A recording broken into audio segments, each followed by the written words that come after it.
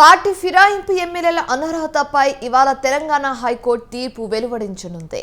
Party ఫిరాయించిన ఎమ్మెల్యేలపై చర్యలు తీసుకునేలా స్పీకర్కు ఆదేశాలు ఇవ్వాలని బీఆర్ఎస్ ఎమ్మెల్యేలు దాఖలు చేసిన పిటిషన్పై విచారణ జరిపిన హైకోర్టు తీర్పును రిజర్వ్ చేసింది.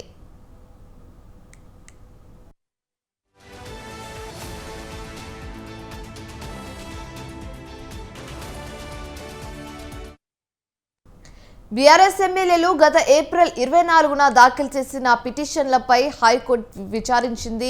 బీఆర్ఎస్ తరఫున గెలిచి కాంగ్రెస్ పార్టీలో చేరిన కడియం శ్రీహరి, దానం నాగేందర్, తెల్లం వెంకట్రావుపై అనర్హత వేటు వేయాలంటూ ఎమ్మెల్యేలు పాడి కౌశిక్ రెడ్డి, కేపీ వివేకానంద పిటిషన్ దాఖలు చేశారు.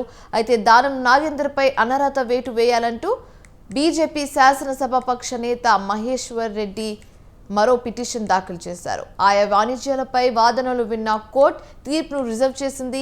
ఇవాళ వెలువడే తీర్పుపై అధికార కాంగ్రెస్ పార్టీ అలాగే ప్రతిపక్ష బీఆర్ఎస్ నేతల్లో ఉత్కంఠ నెలకొంది. ఇదే అంశానికి సంబంధించి తాజా సమాచారం మా కరెస్పాండెంట్ పవన్ ఫోన్ ద్వారా అందిస్తారు. పవన్, చెప్పండి. పార్టీ ఫిరాయింపుకు సంబంధించిన 3 ఎమ్మెల్యేల పైన అనర్హత వేసేలా స్పీకర్ కు ఆదేశాలు ఇవ్వాలంటూ కూడా హైకోర్టులో బీఆర్ఎస్ సంబంధించిన ఆ ఎమ్మెల్యేలు కౌశిక్ రెడ్డితో పాటు వివేకానంద యొక్క పిటిషన్ కూడా దాఖలు చేశారు. దీనిపైన సుదీర్ఘంగా వాదనలు కూడా కొనసాగాయి.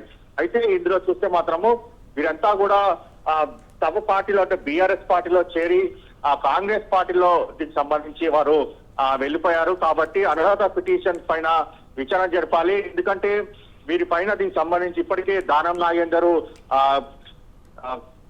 సికింద్రాబాద్ ఎంపీగా కూడా పోటీ చేశారు. పోటీ చేసిన నేపథ్యంలో పూర్తిగా దీనికి సంబంధించి అతని పైన కూడా అర్హత పిటిషన్ సంబంధించి బీజేపీ ఎమ్మెల్యే మహేశ్వర్ రెడ్డి కూడా యొక్క పిటిషన్ కూడా దాఖలు చేశారు. దీనిపైన సుదీర్ఘంగా వాదనలు కూడా కొనసాగాయి.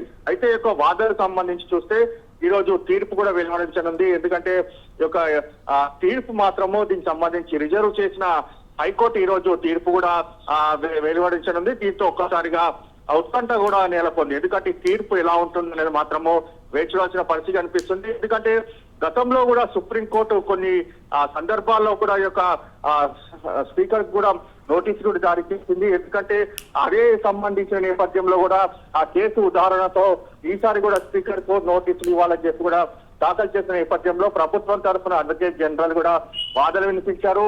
స్పీకర్ కు నోటీసులు ఇచ్చే హక్కు లేదని, ఎందుకంటే స్పీకర్ నిర్ణయం తర్వాత దీనిపైన లీగల్ గా ముందుకు వెళ్లాల్సిన అవసరం ఉంటుందని చెప్పి కూడా అడ్వకేట్ జనరల్ కూడా వాదన వినిపించారు.